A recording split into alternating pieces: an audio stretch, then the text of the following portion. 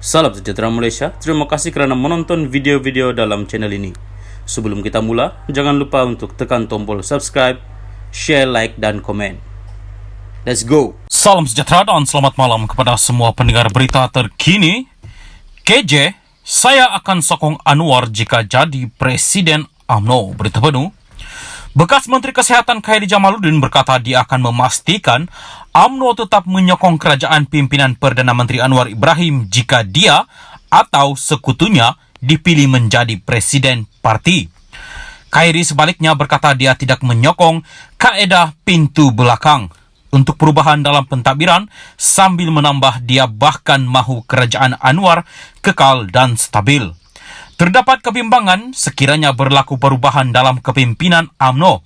Ia akan membawa ketidakstabilan politik yang akan membawa kepada kejatuhan kerajaan. Satu lagi langkah Sheraton dan satu lagi kerajaan akan masuk dan seorang Perdana Menteri baru mengangkat sumpah.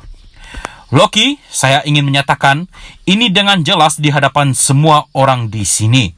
Jika saya atau sekutu saya menang jawatan presiden, memenangi kepimpinan parti saya, kami akan memberikan sokongan kami kepada kerajaan perpaduan, kepada Anwar Ibrahim dan kepada anda, katanya seperti dilapor Free Malaysia Today.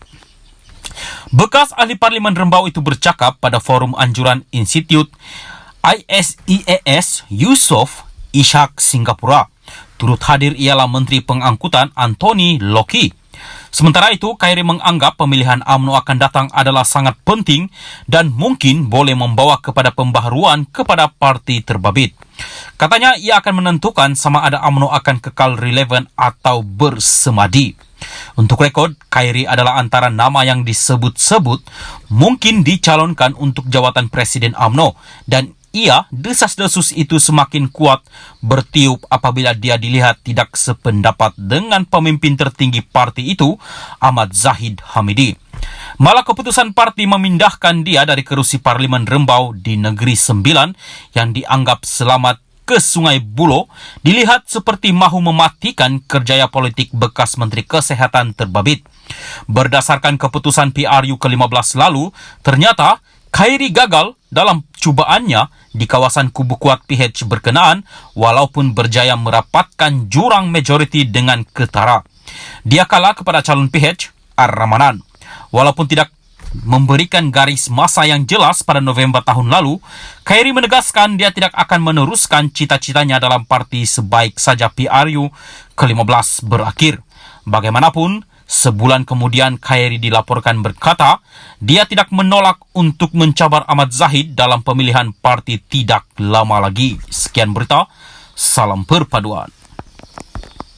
Salam sejahtera dan selamat malam kepada seluruh warga Malaysia dan pendengar. Berita panas malam ini dipetik dari agenda daily bertajuk Zahid dakwa gelombang hijau PN PAS kerana pengundi disogok wang. Berita penuh.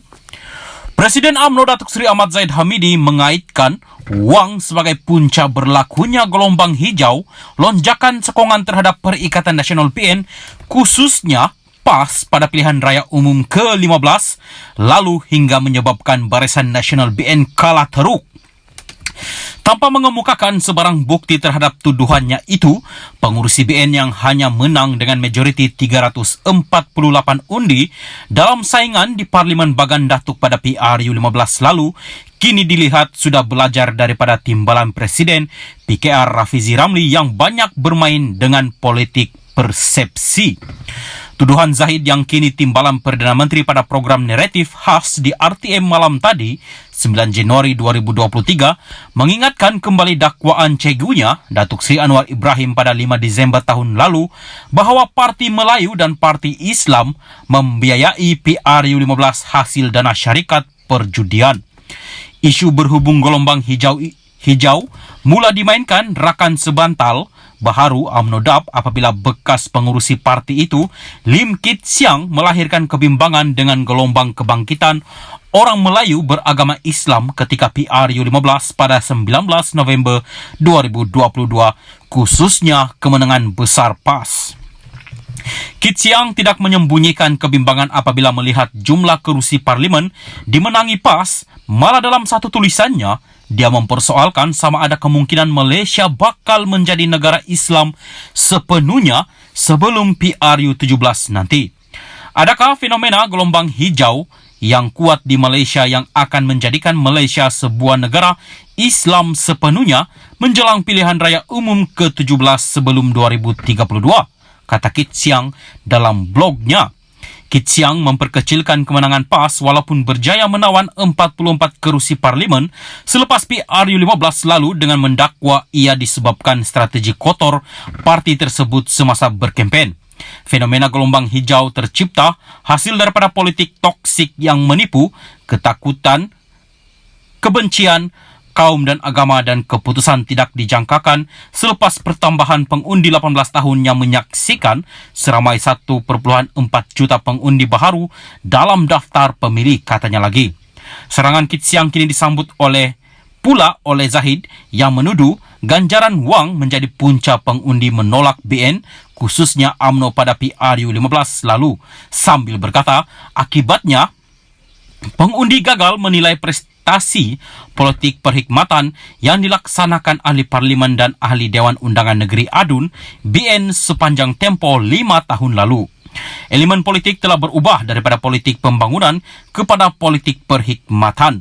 Namun, walaupun ahli parlimen atau ADUN berkhidmat dengan gigi di kawasan mereka selama 5 tahun, pemikiran orang yang percaya politik perkhidmatan mudah berubah apabila mereka dibeli oleh orang luar.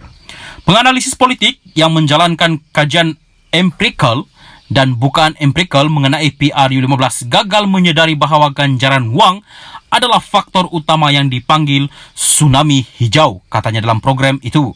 Pada PRU 15 lalu, daripada 30 kerusi dimenangi BN, 26 adalah daripada UMNO. Satu kekalahan paling teruk dalam sejarah lebih 60 tahun parti itu memerintah Malaysia sejak merdeka. BN pula memenangi 74 kerusi, merampas beberapa kerusi kubu kuat BN dan Pakatan Harapan, menjadikan Kedah, Kelantan, Perlis dan Terengganu hijau. Bagaimanapun jumlah itu berkurang setelah 4 ahli parlimen bersatu sabah keluar parti.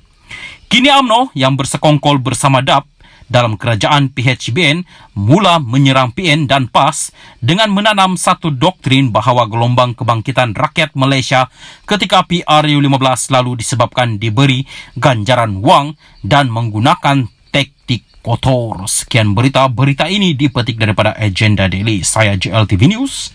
Salam perpaduan.